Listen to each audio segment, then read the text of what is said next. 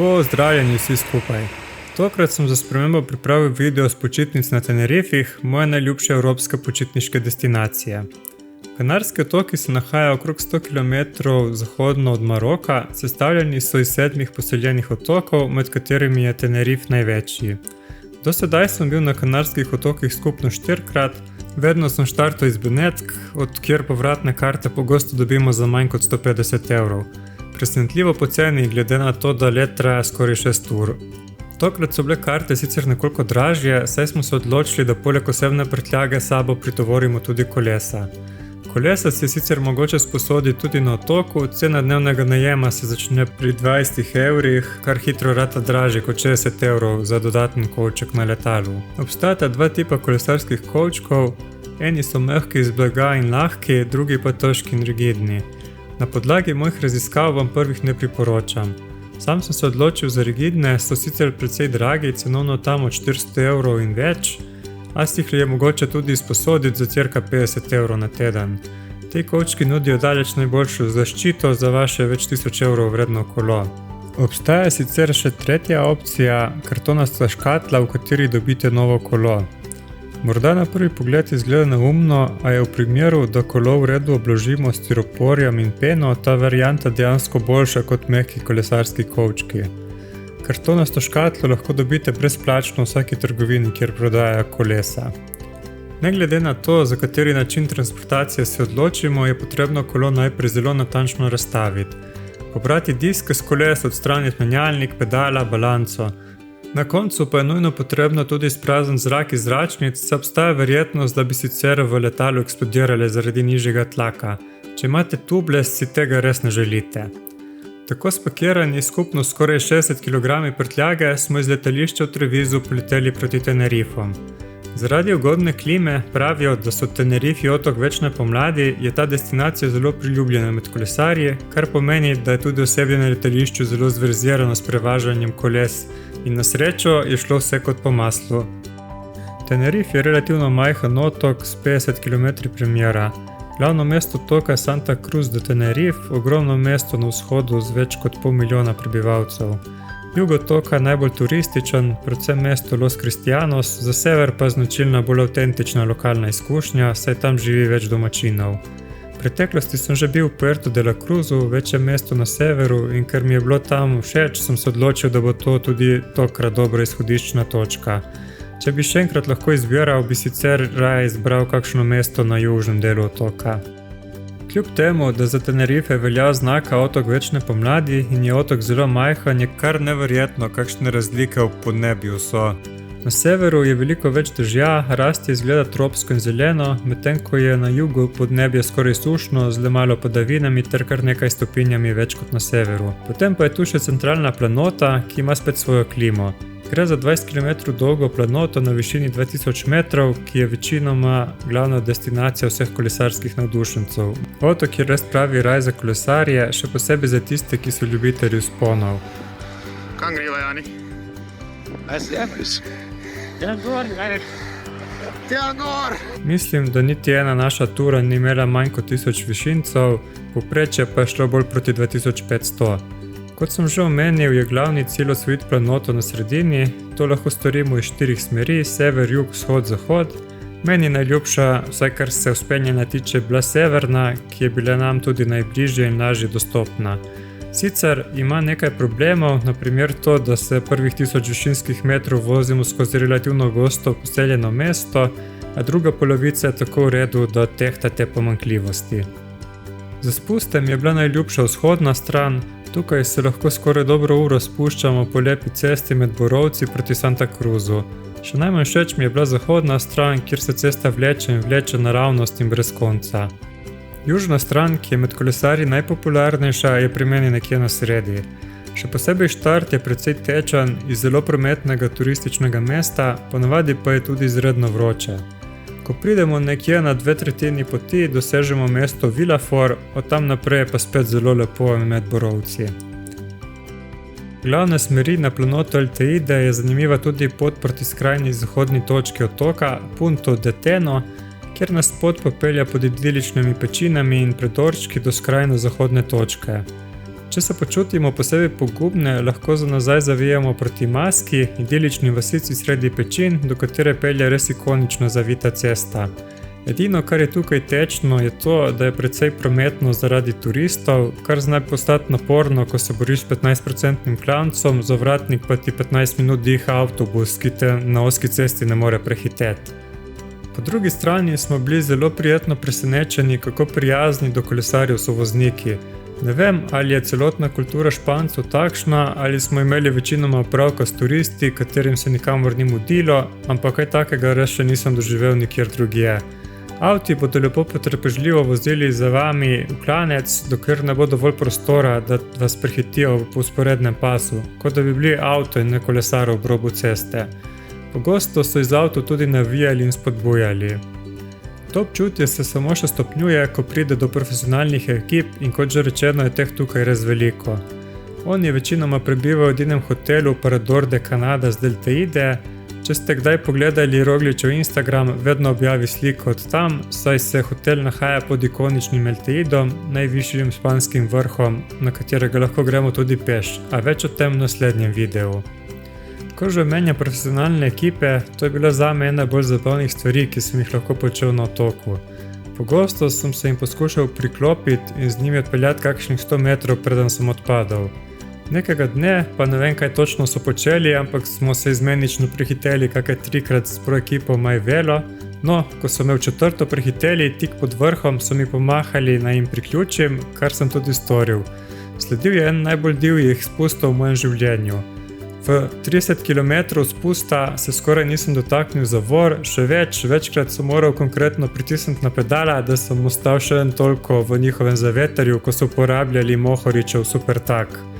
Seveda pa My Velo ni bil glavna skupina, s katero sem želel voziti.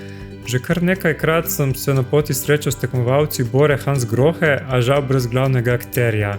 Dokler me nekega dne ni prihitev njihov kombi in se ustavil nedaleč pred mano. Ven sta skočila 2 serviserja oziroma trenerja, ki sta mi povedala, da tokrat na vrh kolesari še en Slovenec. In res, kaj kmalu zatem je mimo pripeljal kdo drug kot Primož Roglič. Težko sploh opišem občutek, ampak počutil sem se res nerealno. Pognal sem se za njim in mu sledil do naslednje postojanke, kjer sem ga nafehtal za en selfie. Tako, moj skrivni cilj celotne ekspedicije je bil izpolnjen. Preostalo je le še to, da z njimi poskušam zdržati, kolikor pač lahko, do vrha je bilo še cirka 800 višinskih metrov. Fantje so ravno zaključevali s treningom in so po 200 km le še v zase počasnem tempu nadaljevali proti hotelu. Izgleda, da so tik pred tem imeli nekakšne šprinte ali kaj podobnega, ker so nas vsem po en dohitevali. Roglič je bil seveda prvi, saj najboljši za oklance. Se mi zdi, da mi je bilo kar zabavno, ko so videli, koliko časa jim že sledim. Na neki točki so začeli celo žvižgati, nekaj v stilu, poglej, kako gremo počasi, lahko celo žvižgamo med kolesarjenjem. Jaz sem seveda zadnji konkretno umiral, cirka 300 vatov sem mogel držati in verjetno moje dihanje je bilo slišati te 3 ovinke naprej. Kljub vsemu mi je uspelo z njimi priti do vrha, sem kar ponosen na to. Če sem mislil, da je bilo z ostalimi ekipami zanimivo voziti, ker so jih vsi pozdravljali, je bilo zboro še en nivo višje. Ljudje so se dejansko drli iz avtov, dajmo Primož Roglič, je še mene malo spodbudilo tam na repu gruče in nekako mi je uspelo z njimi prilesti do vrha.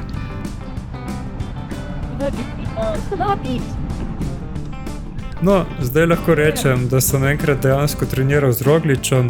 To, da se je on ohlajal, jaz pa imel FTP test, sicer ponavadi izpustim, je pa bilo vseeno neverjetna izkušnja in že samo zaradi tega se splačalo priti na Tenerife.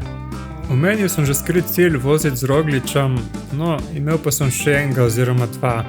Vedel sem za 2 obskurna koma na Stravi, katere sta se mi zdela nekje na dosegu roke, če bi imel res dober dan.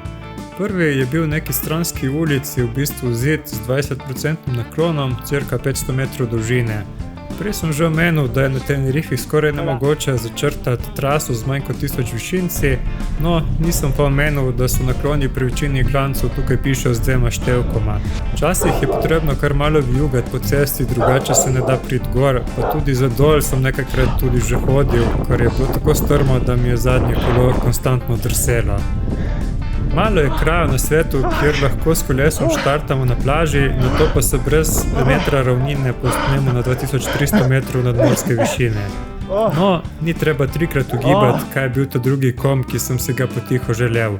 Rekli smo mu kar kraljevski kom, gre za 42 km dolg spon z 2375 višinci in povprečnim naklonom 5,5%.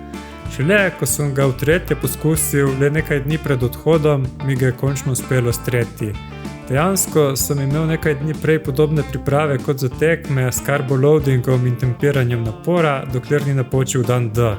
Že ko sem se zbudil, sem se počutil dobro in vedel sem, da bo dober dan. Točno sem si preračunal, koliko vode rabim do vrha, da ne bom tovoril kakšnega grama preveč, tudi GoPro-ja, dodatnih oblačil in podobnega nisem imel s sabo. Štartal sem dobro, prvo uro mi je uspelo držati povprečje 300 W in bil sem celo nekaj minut hitrejši od pričakovanj. V drugi uri sem začenjal čutiti utrujenost, tudi vreme se je iz prvotnega sončka že precej poslabšalo, a k sreči sem bil kmalu nad oblaki. V slabih 2 urah sem dosegel planoto in sledilo še slabih 250 višincev do observatorija. Na vrhu sem se skoraj zgrudil z kolesa, še nikoli nisem tako dobro natempiral tempa, ker takrat ne bi zmogel prevoziti niti 50 metrov več. Na koncu mi je uspelo z zajetno prednostjo prevzeti titulo, hkrati pa sem z veliko razliko podoril osebni rekord, saj sem imel povprečno moč v slabih 2 urah in pol kar 282 W. Ker gre gor, mora tudi dol in sledil je še, kot se kasneje izkazalo, najtežji del podviga, spust v dolino. Zato, da bi prišparal tistih nekaj 100 gramov, nisem imel s sabo skoraj nič dolgih oblek, vmes se je vreme spodaj zelo pokvarilo in od tistih 25 stopinj ob morju na štartu jih je ostalo le še kakšne 2 ali 3. Sledil pa je 1-urni spust in to v dežju. Še nikoli me ni tako zeblo v življenju, če bi lahko, bi najraje stavil prvi avto, ki bi mi prišel naproti in jih prosil, če me pelje v dolino, a ravno takrat na cesti ni bilo nikogar. Ko sem končno prišel do hotela, sem potreboval še 3 ure pod toplim tušom, toplo juho in čajem, da sem nekoliko prišel k sebi. Skratka, izredno slaba izkušnja, sem si rekel, da nikoli več ne smem doživeti česa podobnega in da bom raje tovoril dvojne rokavice s sabo, kot da bi me še kdaj tako zeblo. No, lani sem potem še enkrat v Sloveniji doživel še hujšo podhladitev in to sredi septembra. Govorim o mrazu, bi bilo smiselno omeniti naslednje. Ker je otok sredi oceana, hkrati pa zelo blizu ekvatorja, so temperaturne razlike res ekstremne, še posebej, če v enačbo dodamo še nekaj višinske razlike. Pogosto se je zgodilo, da je bilo na štartu v morju in na soncu več kot 35 stopinj, ko pa smo se malo vzpneli oziroma je prišel kakšen oblak pred sonce in temperatura padla tudi na 20 ali 15 stopinj. Še huje je bilo, ko je sonce zašlo, takrat je bilo tudi ob obali za dolge rokave. Po drugi strani je zaradi vročine, še posebej ko afriško sonce nabija vate cel dan, pomembno, da se dovolj hidriramo. To zna biti svojevrsten izziv, saj velik del otoka spada pod naravne rezervate, ki nimajo trgovine ali bencinskih črpalk, kjer bi si lahko dokupili kaj za piti. Tako si je potrebno pred vsako turo dobro pogledati in načrtovati, kje bodo postanki za vodo. Omenil sem že Villafort na južni strani, no, tukaj je zadnja oziroma najvišja črpalka pred planoto. Vedno je polna kolesarjev in tudi notranjosti prej spominja na kakšno trgovino športno prehrano kot pa benzinsko črpalko, saj je polna izotoničnih napitkov, gelov in podobnega. Notranjost je obdana s steklom, tako da tudi v primerih, ko sem bil sam, ni bilo nobenega neprijetnega občutka puščati kolone zaklenjeno spredaj. Druga stvar, ki jo velja omeniti, pa so prazne zračnice. Ne vem zakaj, ampak na res veliko mestih je bilo steklo, predvidevam od prometnih nesreč, samo pometeno na stran ceste, ravno tam, kjer ponavadi vozijo kolesarji. Mislim, da je Klemen naredil rekord s 5 predrtimi zračnicami v enem tednu, Jaz sem imel nekoliko več sreče, no, vsaj dokler je nisem imel več. Takrat sem še vozil tubeless in ko mi je prvič prepuščala kakšnih 50 km od doma, sem zaslišal, kako zrak počasi uhaja ven. Poskušal sem malce pomendrati gumo, da bi zafiral luknjo, ki je bila relativno majhna, a žal ni šlo. K sreči je zrak dovolj počasi odtekal, da sem lahko prišel do doma. Doma sem gumo dal dol, jo očistil, pri tem z mlekom ekstremno posvinjal celotno kopalnico, na notranjo stran gume sem dal butilno nalepko, napolnil gumo, 2 uri z avtom iskal bencinsko črpalko s kompresorjem, s katero bi lahko usedel tubeless gumo in šel na testno vožnjo. Ko sem bil ravno 1 uro stran, mi je ponovno začela puščati, tokrat brez upanja, da se bo zafilala. Se bo morda kdo spraševal, zakaj nisem dal zračnice not in se peljal naprej. Enkrat sem že naredil nekaj podobnega, to je takšna packarija, tisto mleko je povsod, po dresu, po kolesu, po zračnici, menjalniki, dobesedno povsod. Sem preračunal, da se bo lažje vsake 5 minut ustaviti in dofilati zračnico in se nekako privleči do avta. No, sem se pa vmes nekaj španščine naučil, ko me je 100 različnih kolesarjev spraševalo, če potrebujem pomoč in če vse okej. Od takrat naprej nimam več tubelessa. Tubeless je kul, če si pro kolesar in ko ti pušča, ti omogoča, da se še nekaj 10 km lahko voziš, brez da bi potreboval ustaviti. Do takrat te bo že ujel servisni avto in ti zamenjal celotno kolo. Za nas amaterje, ki nimamo te sreče, to pomeni, da nam v 80% guma ne bo več tesnila, ker je v 27-inčnih cestnih gumah previsok tlak in bomo morali potem tako ali tako dajati not zračnico, s tem, da bomo vsi posvinjani od mleka. Po možnosti pa bo od mleka posvinjan še kolesar za nami, saj to šprica res povsod. Če uporabljate tubeless, si naredite uslugo in zamenjate nazaj. Vam priporočam TPU zračnice, ki so dejansko lažje kot mleko in tubeless gume, pa še cenejše. Vidim, da je ta video že res zelo dolg, tako da ga bom nadaljeval v naslednjem, kjer bo fokus na nekolesarskih aktivnostih, ki jih lahko počnete na otoku. Za konec bom še enkrat toplo priporočil kolesarski obisk otoka. Sam sem prevozil skoraj vse asfaltirane ceste na otoku in lahko rečem, da je res vreden obiska. Malo kje se boste lahko soočili z izzivi 25% klancov, večurnimi spusti in dihjemajočimi razgledi. Toliko za zdaj in se vidimo naslednjič.